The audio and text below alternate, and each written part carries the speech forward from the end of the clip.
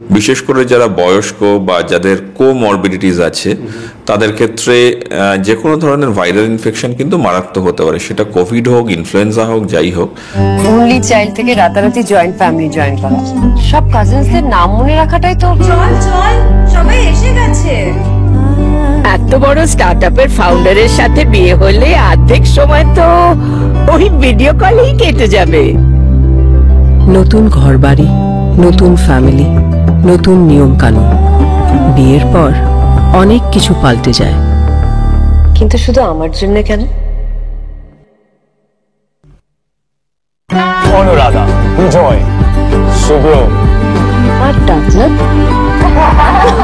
এই যে নিজের স্টার্টআপ নিয়ে এত বিজি থাকে, বিয়ের পরে কতটা টাইম বার করতে পারবে জানি না। ভাগ্য ভালো, বিয়ের জন্য টাইম বার করতে পেরেছে। করতে হয়েছে। নতুন জীবন শুরু করার দায়িত্ব কিছুটা আমার, কিছুটা আমাদের। ঐতিহ্যকে ধরে চলি, নতুন গল্প লিখে চলি। আমরা রিভার কোণে, আমরা বাংলার ঐশানী। 24/7 ताजा समाचार के पाठकों के लिए मेरी तरफ से हार्दिक शुभकामनाएं।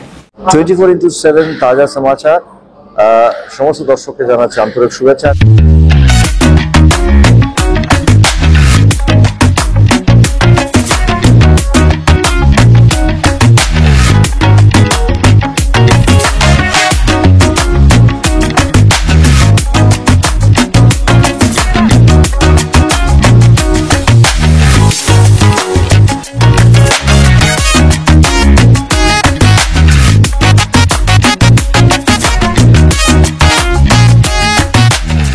Exclusive jewellery collection DTC London द्वारा best showroom award winner RR Agarwal jewellers, Kolkata Jaipur के बाद अब रौरकेला में भी आरआर अग्रवाल ज्वेलर्स, रिश्ता भरोसे का।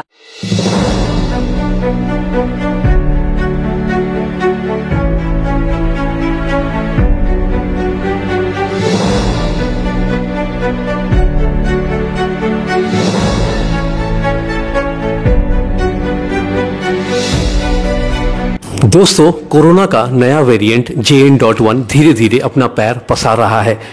एशिया के कई देश इसकी चपेट में आ चुके हैं।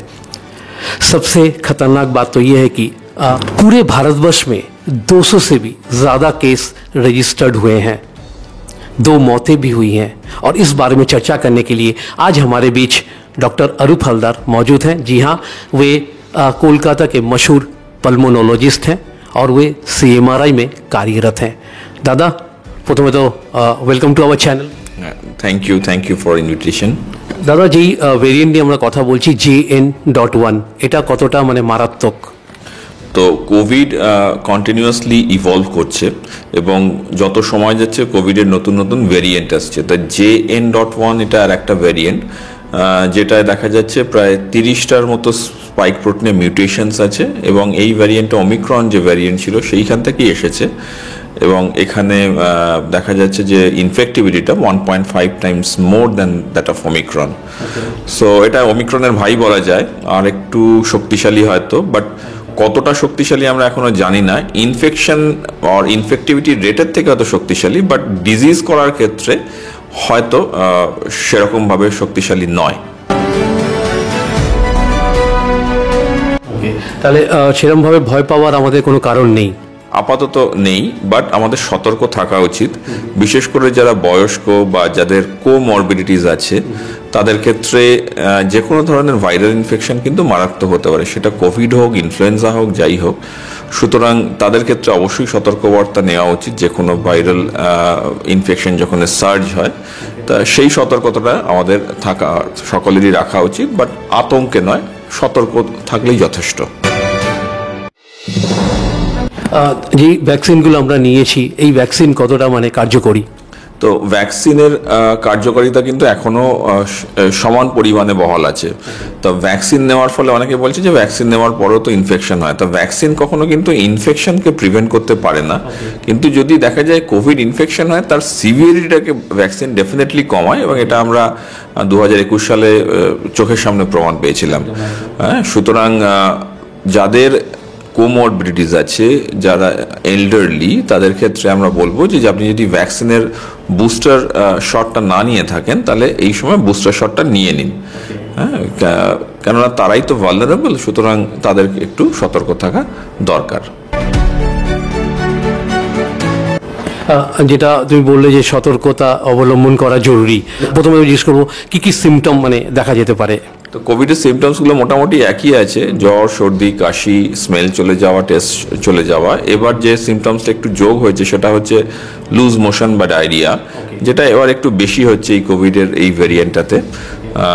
সুতরাং এইগুলি সিমটমস, এবং কিছু কিছু ক্ষেত্রে কোভিড নিউমোনিয়া যখন হয়ে যায়, মানে শ্বাসকষ্ট শুরু হয়, তা সেটা একটু ডেঞ্জারাস হয়ে যায়। তো সেক্ষেত্রে তখন তো ডেফিনেটলি হাসপাতালে ভর্তি এবং তার যথাযথ যা চিকিৎসা সেটা করা উচিত। বাট সেটা ইউজুয়ালি হয় হচ্ছে ওই এল্ডারলি এজ গ্রুপ বা যাদের প্রচুর কোমরবিডিটিস আছে তাদের মধ্যেই। তুমি সতর্কতা অবলম্বন করার কথা বললে, কি ধরনের সতর্কতা অবলম্বন করা জরুরি?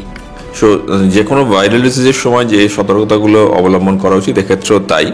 অর্থাৎ যখন একটা ভাইরাল ডিজিজের সার্জ হয়, আমরা বলি যে যারা ভালনারেবল পপুলেশন তাদের ক্ষেত্রে মাস্ক ইউজ করা বা হ্যান্ড হাইজিন ফলো করা, হাত ধোয়া, বেশি ভিড়ে না যাওয়া, তো এইগুলো খুব দরকার।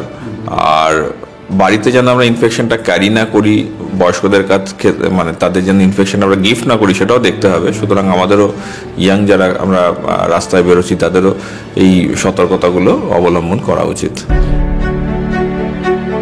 দাদা, এই মুহূর্তে যে সমস্ত দর্শক তোমাকে দেখছে বা শুনছে তাদের উদ্দেশ্যে তুমি কি বলতে চাইবে? হ্যাঁ, তা কোভিডের এরকম সার্চগুলো থাকবে, মাঝে মাঝেই আসবে যাবে, সেই জন্য সতর্ক থাকুন, কি হচ্ছে জানুন, বাট আতঙ্কে নয়। আপনার যথার্থ যে হেলথ হাইজিন যেগুলো যে কোনো লোকেরই যে কোনো সময় ফলো করা উচিত, সেগুলো যদি পালন করেন তাহলে দেখবেন যে কোভিড ইনফেকশনটা এমন কোনো ব্যাপার নয়। আপনি আপনার দৈনন্দিন কাজকর্ম করতে পারছেন, ইনফেকশন আস্তে আস্তে এক সময় উইন আপ করে যাবে। तो दोस्तों, ये थी आज की वीडियो। अगर आप इस चैनल पर नए हैं तो इस चैनल को लाइक और सब्सक्राइब करना ना भूले। फिर मिलते हैं अगले किसी वीडियो में। दादा, আমাদের সাথে কথা বলার জন্য অসংখ্য ধন্যবাদ। আপনাদেরও অসংখ্য ধন্যবাদ এই ধরনের যে হেলথ অ্যাওয়ারনেস সেগুলোকে প্রচার করার জন্য। Thank you.